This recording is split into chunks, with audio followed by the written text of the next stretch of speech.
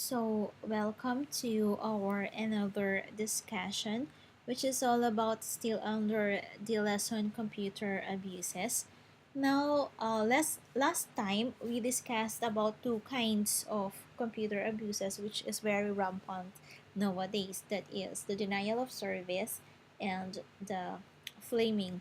Now we will be dealing with another example of computer abuse, which is hacking, which is widely widely known, I should say, type of computer abuse using the internet. If you are familiar with Anonymous Filipinas, when they are hacking these so-called government websites, when the cybercrime law was being uh,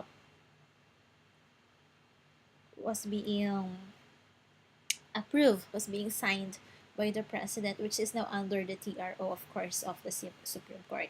Now we deal with hacking. Hacking, when we say hacking, guys, it is the practice of modifying the features of a system in order to accomplish a goal outside the creator's original purpose. It is the act actually of gaining access without legal authorization to the computer or computer network. Hacking is the act of gaining access without legal authorization to the computer or computer network. Hacking is stealing of data and information from someone else's computer or network without the prior permission of the owner. So it is synonymous with theft. Hacking involves unauthorized access to computer, its files, and other programs that are stored within the storage area or storage medium of a particular computer.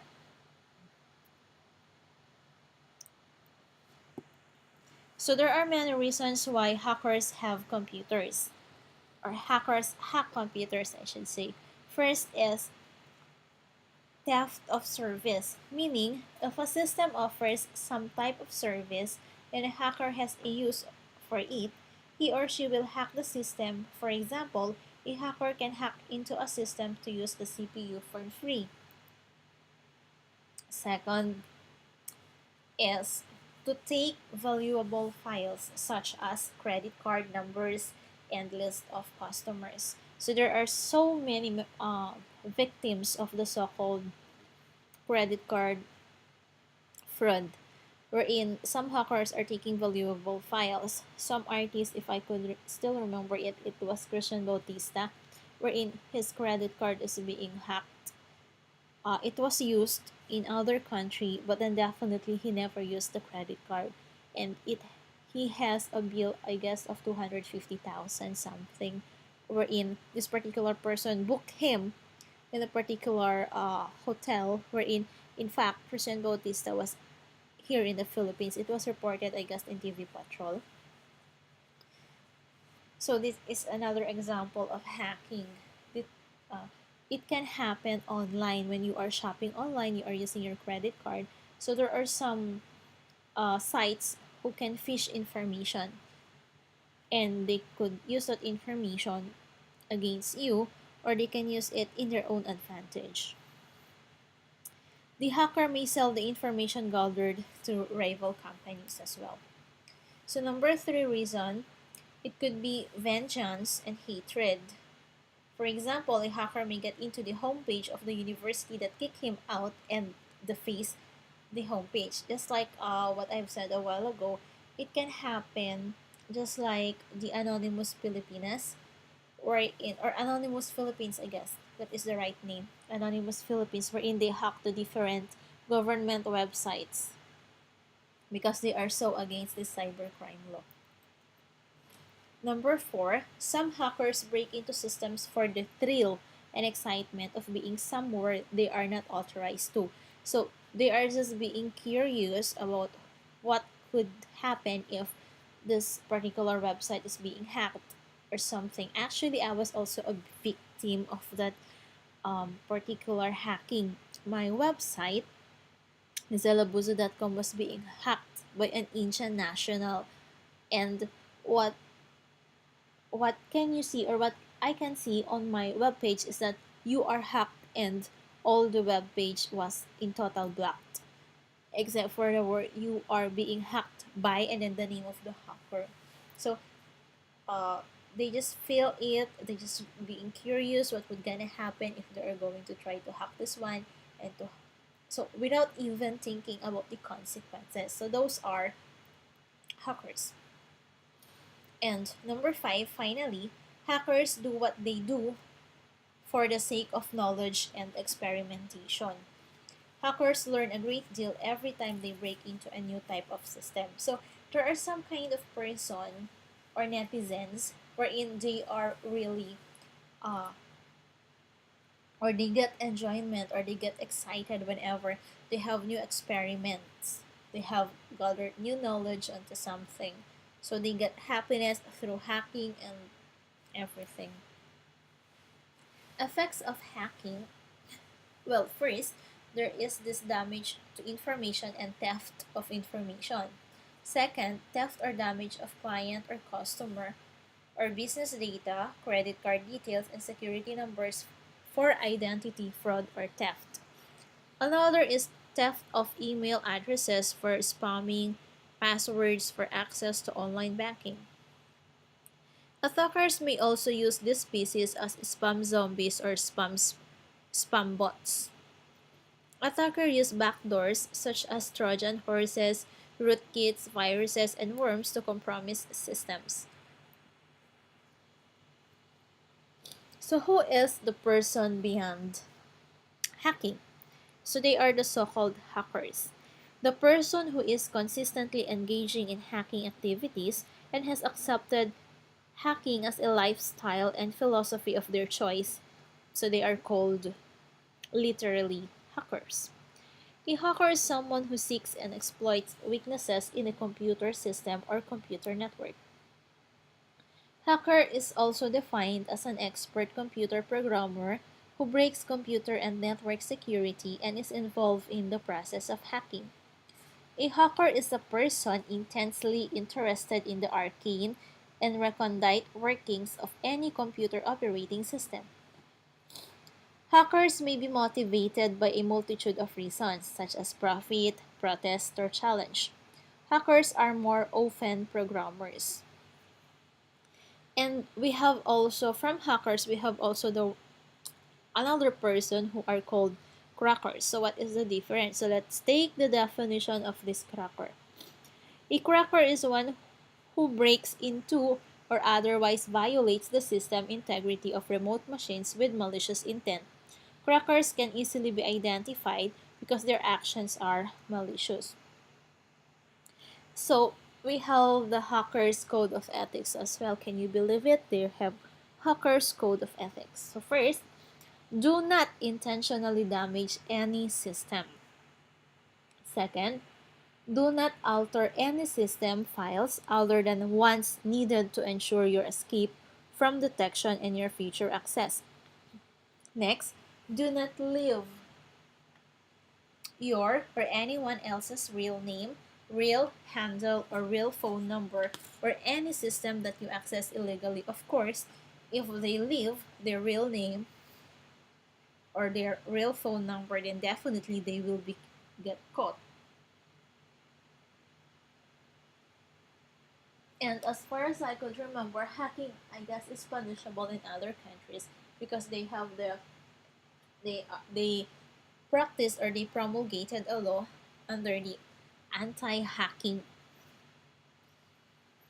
Fourth, be careful who you share information with. Of course, in the net, everything is not safe. Do not leave your real phone number with anyone you do not know. It is a short term for do not trust anyone. Do not hack government computers. That's definitely correct. Don't use codes unless there is no way around it. If you use codes long enough, you will get caught. Be paranoid. Remember, you are breaking the law.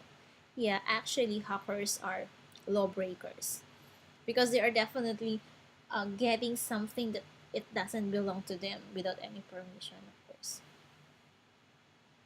Watch what you post on boards. Don't be afraid to ask questions that what more experienced hackers are for.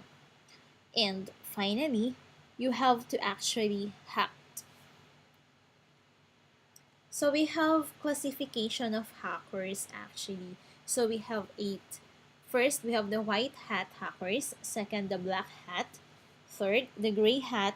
Four, the elite hacker. Five, we have the script kiddie. We have the neophyte to be number six. Blue hat on the number seven spot. And the hacktivist, which is under eight. So let's try to differentiate these different kinds of hackers. So let's distinguish what would be their differences. Why would white hackers be called white and black hackers be called black?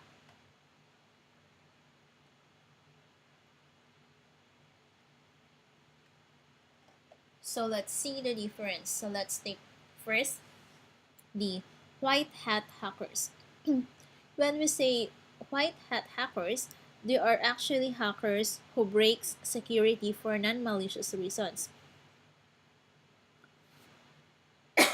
Perhaps to test their own security system or while working for a security company which makes security software. So white hat hackers actually come clean. Why? Because it is not really their intention. Actually, they have no malicious intention or malicious reasons in breaking into a security system unless it is related to their work, to their company, or they just wanted to test whether their security system is still working or not. So it was just a testing ground. So that is why they called themselves as white hat hackers. Just like guys, when you are telling lies to save a particular person, for example, then definitely that lie is called white lies. So maybe that's what white hat hackers meant. Then we have black hat hackers. A black hat hacker is a hacker who violates computer security for a little reason beyond maliciousness or for personal gain. So I guess black hat hacker is the opposite of the white hat because basically guys, normally what would be the opposite of white? So definitely the opposite of white is black. So if white is good, so therefore black is the negative side. Black hat hackers from stereotypical illegal hacking groups, often portrayed in popular culture and are the epitome of all the public fears in a computer criminal. Can you imagine that they are the epitome of all the public fears in the computer criminal? So therefore, if we are going to differentiate, compare, and contrast the black hat hackers to the white hat hackers, so we could finally say that the white hat hackers are the good ones and then the black hat hackers are the bad ones because uh, they um, they are the epitome of public fears when we are referring to computer criminals or computer crimes. Next, let's see what is gray hat hacker. A gray hat hacker is a combination of black and white hacker. Oh, there could be a combination. So it can either be good, it can either be bad. A gray hat hacker may surf the internet and hack into a computer system for the sole purpose of notifying the administration that their system has a security defect. Then we have the elite hacker. A social status among hackers, elite is used to describe the most skilled. I thought when they say elite, they are the most uh, rich. They are the richest, actually. Newly discovered exploits will circulate among these hackers. And so,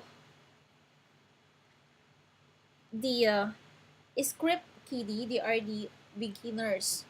So they have or they are copying a particular script actually when they are doing their hacking jobs, or if we call it jobs or hacking, what do you call this one? So they follow a particular code. So they are going to search on the internet a different codes, and then finally these codes they are going to put them together and they're going to try it. So they are kiddies. Neophyte are beginners. They are not really actually the professional hackers. And then we have the blue hat and then the hacktivist. Hacktivist, guys, is they are hackers. They are also hackers wherein they are just the bystanders hackers. So those are the different uh, classifications of hackers. So next meeting, we are going to deal with the other two. We have the internet hoaxes, and then we have the worms and viruses, as well as the spamming. So in next meeting or the next module upload, I am going to discuss to you the what is the differences of the three. So stand by, do stand by for another upload. And that would be the last topic, guys, before you are going to take your post achievement test. So that's all for today and good day.